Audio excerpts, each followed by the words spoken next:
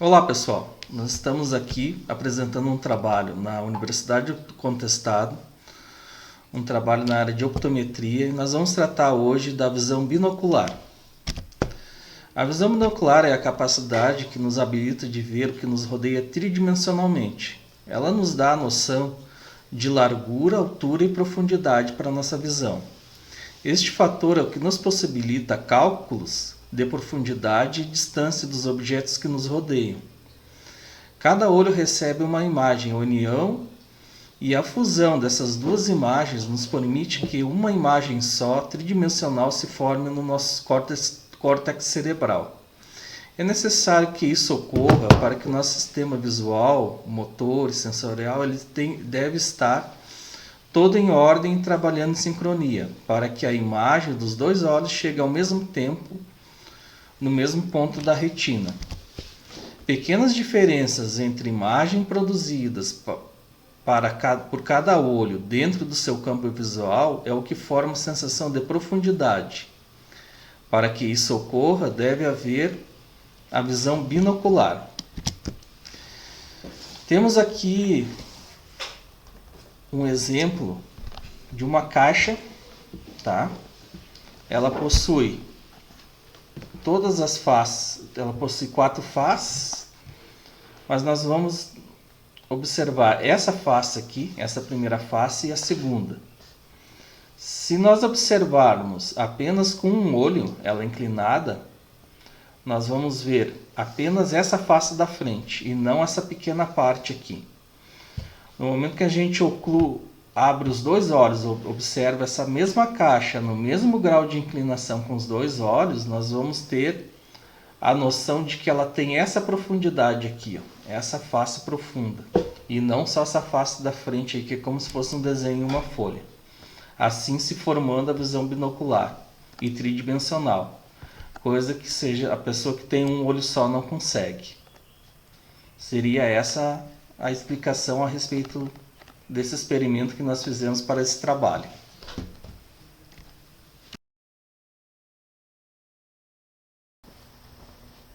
Boa tarde. Então, dando sequência ao entendimento da ideia de profundidade, aqui temos uma imagem que ela está mostrando a planta e um dedo. E a gente consegue ter um entendimento com os dois olhos da binocularidade. Por que o dedo vem antes da planta? Os dois olhos juntos, fusionando, eles dão a profundidade. Aqui nesse outro exemplo, a gente tem outro objeto, agora mostrando as cores. No olho direito azul, no olho esquerdo vermelho. Como é que ele percebe lá na frente a imagem original, ele fusiona e ele dá essa percepção da profundidade. Então, pessoal, vou falar um pouquinho do campo visual. Cada olho vê aproximadamente 150 graus sobre o eixo, do nariz até a temporal. Com a superposição de ambos os olhos, a gente consegue ver em torno de 180 graus lateralmente. A visão binocular é muito importante para que haja esse aumento de campo de visão. Sendo também que superior e inferior temos somente 130 graus, sendo que 60 seja superior e 70 é inferior. Vou mostrar para vocês agora uma figura do campo visual. O vermelho se refere ao 150 direito, o azul a 150 esquerdo. Os dois juntos se referem ao 180, né? Binocularmente. Bom, pessoal, eu vou falar agora com vocês sobre a anisometropia. Como o próprio nome já diz, é uma diferença entre a graduação de um olho para o outro, tá? A aniso vem de diferente, metropia é o grau de um olho para o outro. Geralmente, a maioria das pessoas tem uma diferença de um olho para o outro já, mas isso não causa transtorno porque é uma diferença baixa. O próprio sistema consegue ajustar isso e às vezes o óculos resolve também. Agora, quando essa diferença, conforme alguns autores passam, tem ou por percentual ou por dioptrias, passa de 2 dioptrias, aí é que causa mais transtornos na visão binocular. Que, como foi apresentado até agora, existem várias partes que são importantes na visão binocular. Então, a anisometropia é uma das coisas que dificulta isso.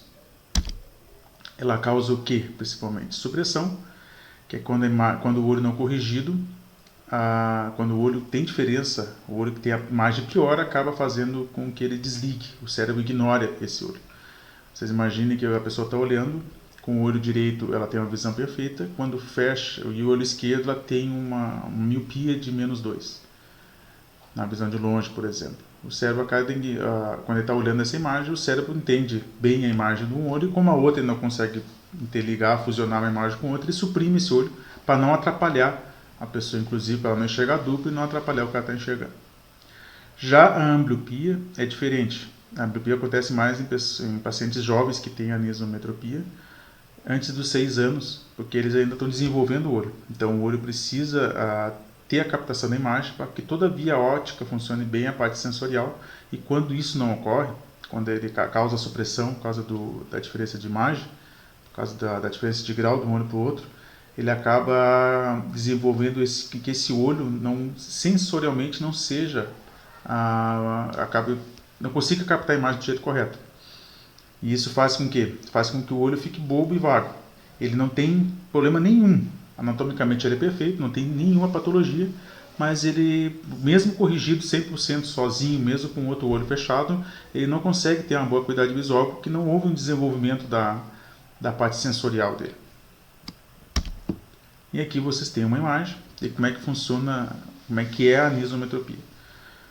Geralmente, o que acontece ali nesse olho? O olho direito tem um grau positivo, que é uma hipermetropia, a imagem passa da retina e faz com que ele não consiga ter uma boa visão da casinha na frente lá.